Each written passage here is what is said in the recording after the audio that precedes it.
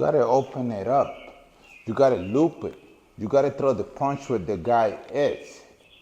Okay, right now you just letting it go. You just acting like when you go into a fitness facility. Let's say Gold Gym. You go to Gold Gym to hit the weight. You acting like that. When you hit the miss with coach, when you throw the punches, the way you acted is that what you're hitting is the other guy's face or body shot. Depends on what coach is asking you to throw the punch. When you do that, when you see it that way, you will find yourself looping the punch where you have to be able to connect the target. Or the way you just look like that. You just throwing the punch. It's like when I told you do kills. That's what you do. Okay, kills is one way to do it. There's a lot of different ways to do it, but when you do kills, you go like this. Boxing is different. Okay, you always have to put yourself in a fight when you train. Why is that? Because you fight how you train. Okay, if you train sloppy, if you do things wrong during training and it's not correct to you, you're going to do the same thing in a fight.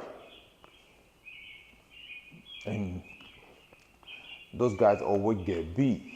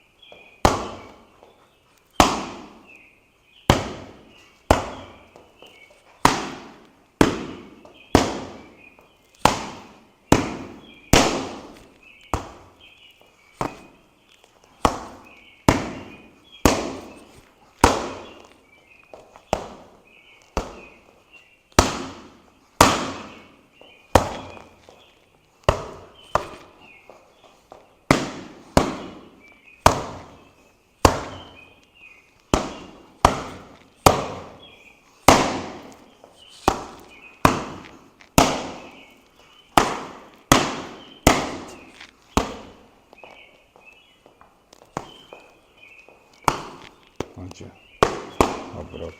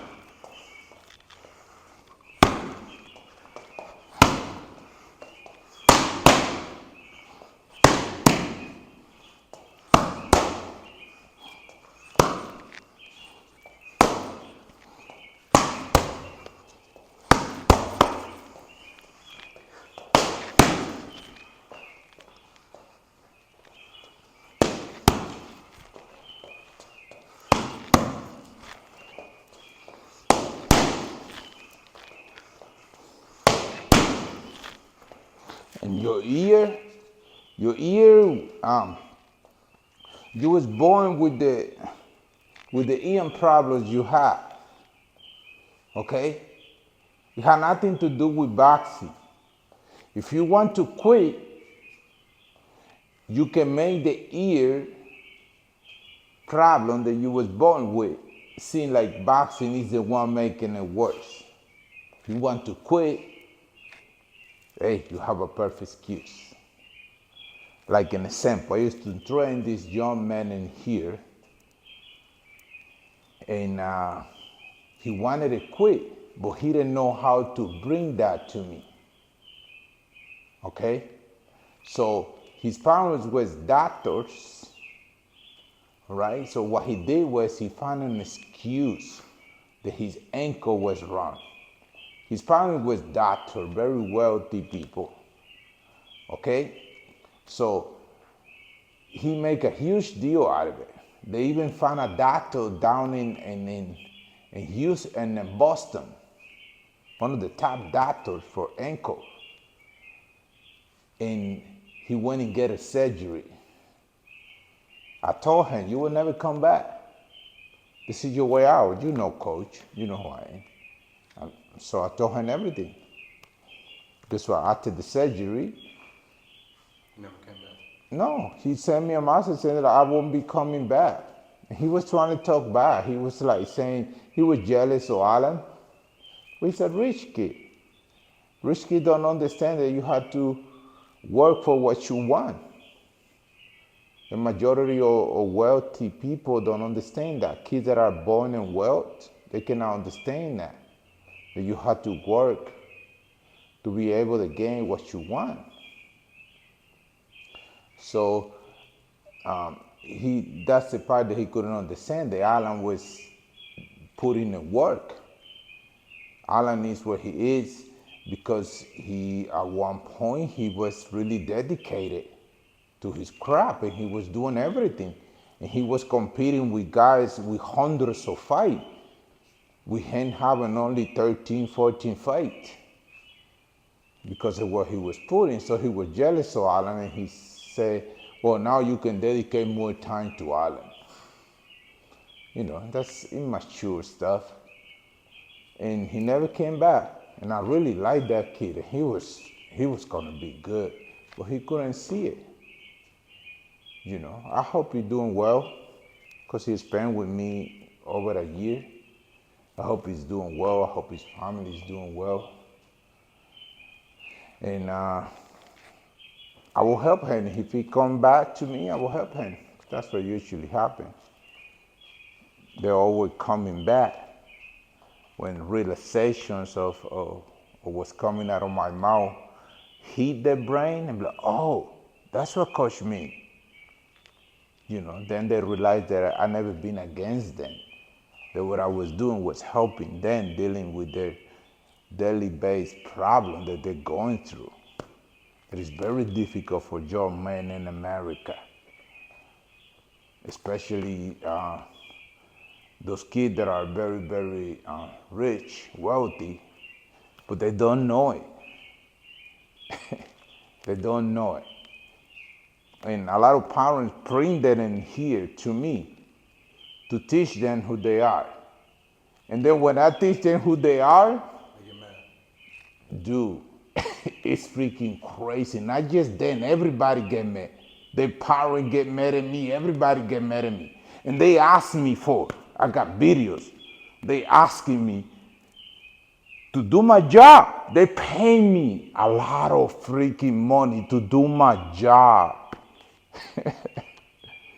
And then when I'm doing it, everybody get mad at me. Those that stay, they figured out things being with me. And they seen the difference. They seen what I'm doing being with me. But the majority, they need time. They need to go away and seeing it from the outside. But usually by the time they're trying to come back, it's too late. Because the life to become a boxer is all the way until 33 years old. You know, you can start boxing at the age of 26, but you have to be the most dedicated person on the planet to make something happen. Because otherwise you'll be beaten by guys that maybe they're not better than you, but they have experience. And those real boxers, they don't fight, they box it. They can figure you out, they can see everything that's world championship level. Those guys were playing with you. Period. They were playing with you. If you don't put the work, but if you put the work, you're gonna start boxing later, become the best. If you're a great athlete, you know, if you don't use excuses for yourself, if you can understand what I'm doing, being with me without being outside and wasting time, because you're here to get clarification, but I give those clarification by teaching you boxing. You actually have to learn this. You have to go through everything to be able to get the whole message. Okay? Destiny. We cannot do anything about destiny. Destiny is God, is the universe, what the universe has set up for you. Regardless of what I'm doing in here, you becoming a boxer will come with time.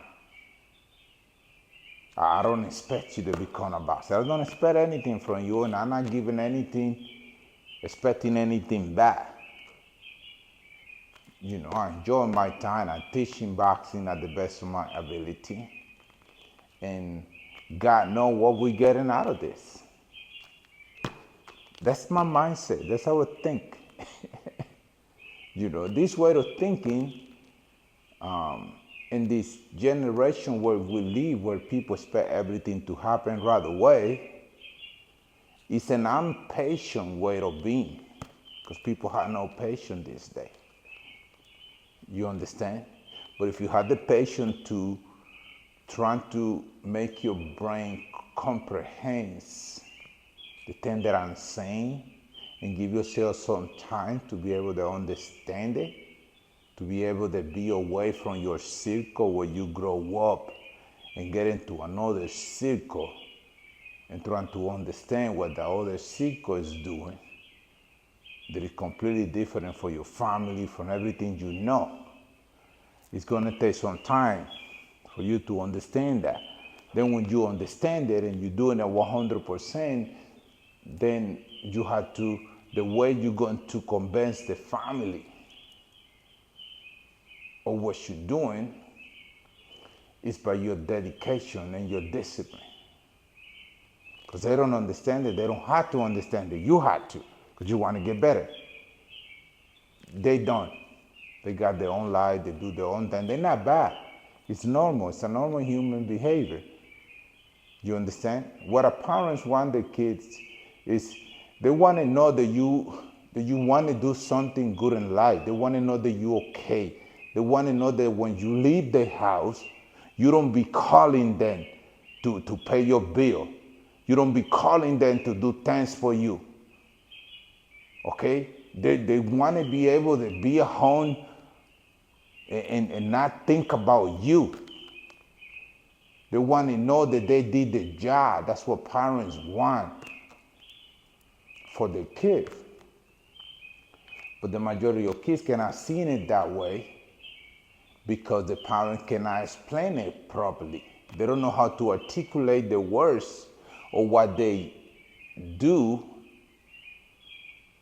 to tell you those things. They don't know how to do that. So then it becomes years of anger, years of being mad. The majority of young men, before they turn 18, they hate their parents in America. They hate their parents. They talk so bad about their parents. Because it's a continually war. They continually fighting for no reason. You understand? And grown people do that out of their past, out of all of the things that they have been through. They bring it into their kids' life. But God will send you people in your life that will make you understand better what is going on within your family circle. And you gotta see the difference. Nobody's bad in here, nobody's wrong. Nobody want nothing bad for you. The purpose is to teach you to be a better man. We all want the best for you. You understand? People don't want bad for you. Your family love you, man. Your mom love you. Your mom will die for you. She will take a bullet for you. You understand? But she's a mother that she feel that she had to be a mother and a father to you. So even if she trying to show you that woman, that mother love side, she feel that she had to be tough.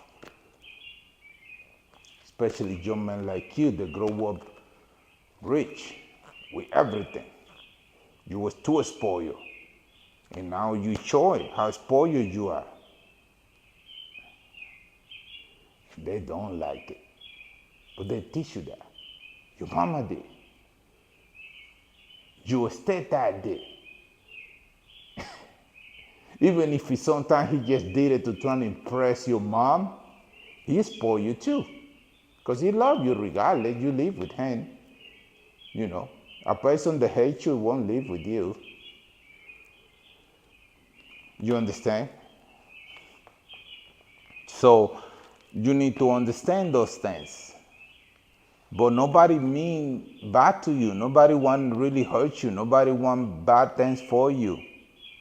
And when you understand that, the number one thing that you do is that you learn how to listen instead of talking. You know, using the words, having good manners. You know what manners is? No.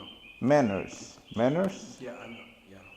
You know, when you're eating in a restaurant, okay, you have a fork and a knife, right? When you're in a restaurant. When you're done with your food, okay, the right things to do to let it know to the waitress that you're done is by putting the force in the top of the knife, like this. That lets the waitress know that you are done with your food and they can take your place away. That's called manners. Sit down straight in a restaurant with the hands back. When you're eating, not putting the elbow in the table, is manners. It's called manners. In a wealthy life, okay, people that cook for you, you don't tell them how good the food are. Because in the real manners way, they already know the chef is the best. I remember you said that. Yes, you have a chef for a reason. You understand? So you don't have to be telling the chef, oh, your food was amazing. That all of those, you don't have to. Compliments in the highest level of life, they're unneedable. You don't need to give people compliments for the things they do because they know they are the best. You understand that? And that's what drives them to keep going, climbing the mountain like a wolf, like a wolf. That's who your coach is. I'm the wolf in the mountain. Okay? The wolf in the mountain is always first. When we're going to hunt, I'm there. When we're going to the battlefield, I'm there, right by you. No hesitation, no fear. I'm there. Because I'm the wolf in the mountain, I'm the leader. And I had to show you how to become the leader in the mountain, in the top of it. Because eventually, you're going to have your own pride, your own circle, where you're going to have to teach them these things. You understand what I mean? you know.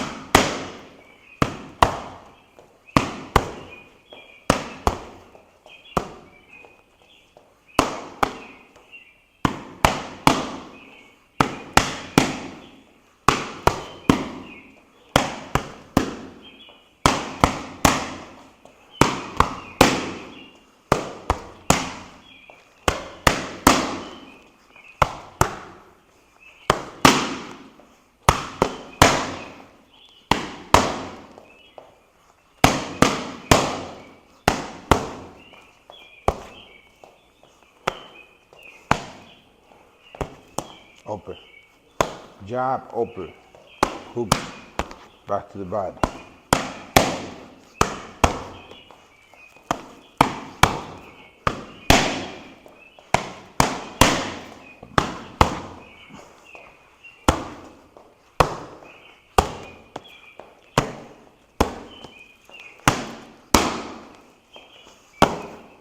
Elbows up.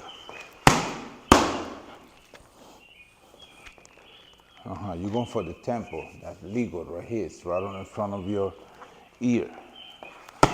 Yes. Throw the punch up.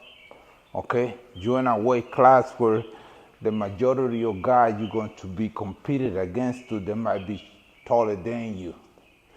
If they're not taller than you and they still be your weight class, they're going to be very obese. You understand? Very obese. I had to build yourself like a heavyweight. By the times that we're working on it already, the weightlifting.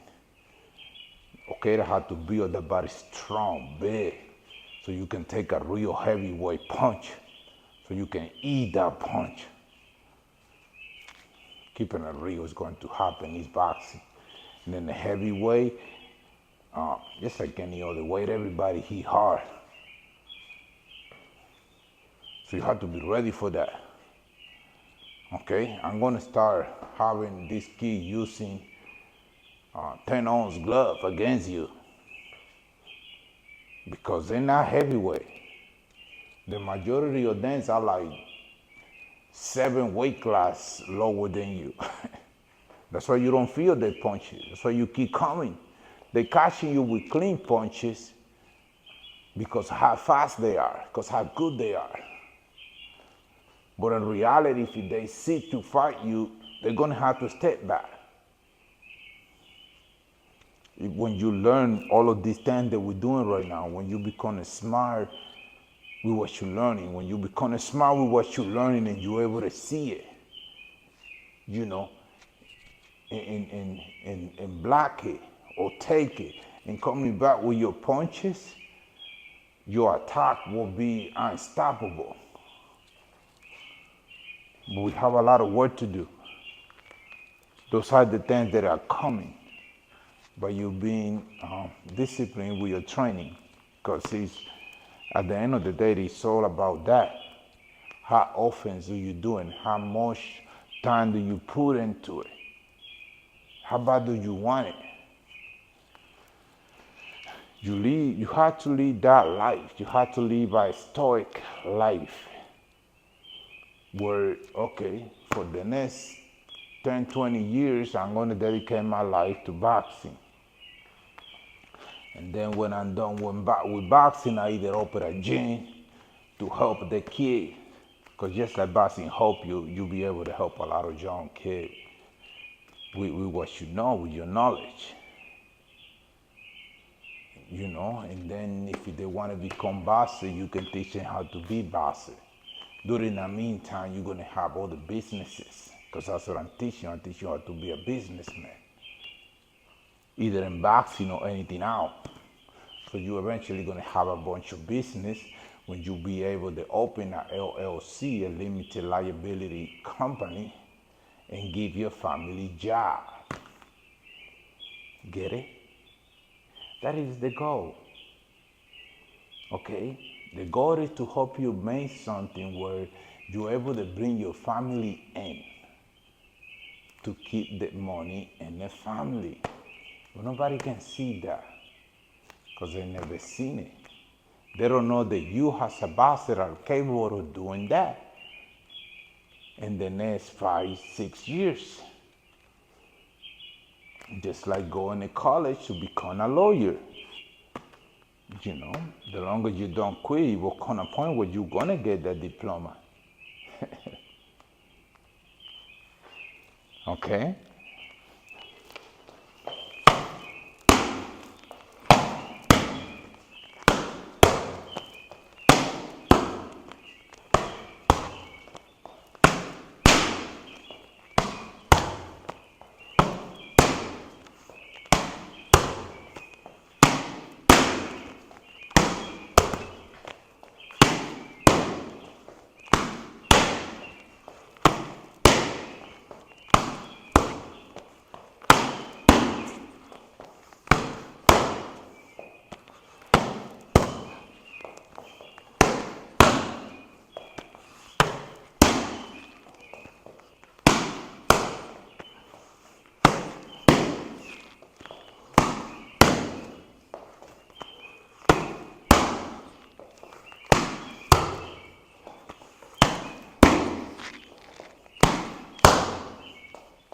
Lean back.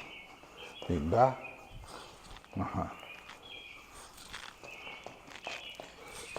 You have to master this way of defending yourself because based on the style you have and who you are, this is what we're gonna find ourselves doing. Ducking, leaning back, and blocking. Okay? You cannot be on the front of them trying to do all of these things, and that's not who you are. You have to keep your hands up, okay, and being able to duck, back, on the, and come back with your punches. Yes, that will make you a very dangerous heavyweight. And I'm teaching you all the style. That's it. Mike Tyson made this punch a killer. Get close to me. The body and then up to the chin, he knocked many guys out with that punch. He perfected it. I'm teaching you all what the greatest used to do. Not just one, all of them. I'm teaching you boxing.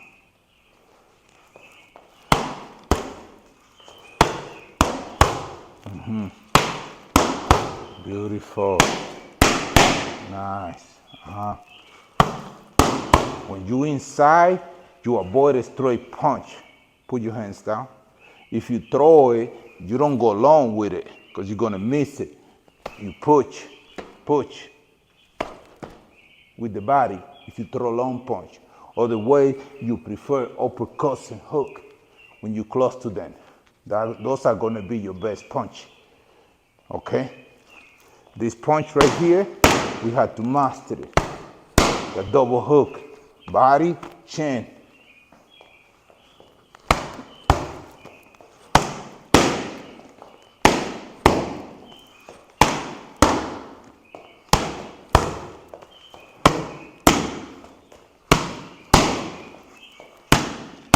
Ooh, this is looking great. Very nice.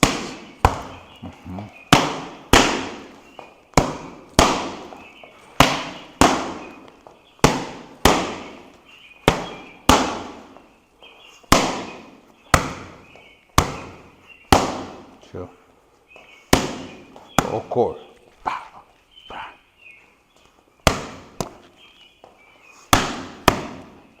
Reverse and whip it.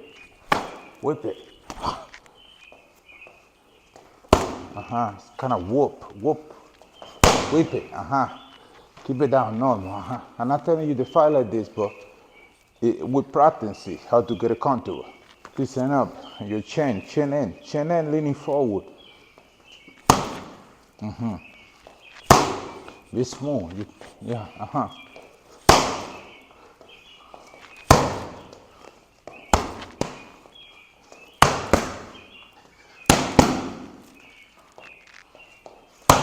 Hooking the body.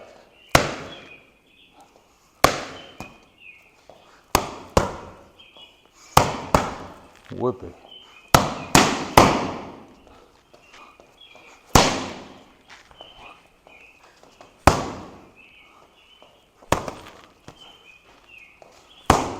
And get from down here. Wow. And turn it. Turn it. Bring it like this. Wow. Yes. And turn it. Nice.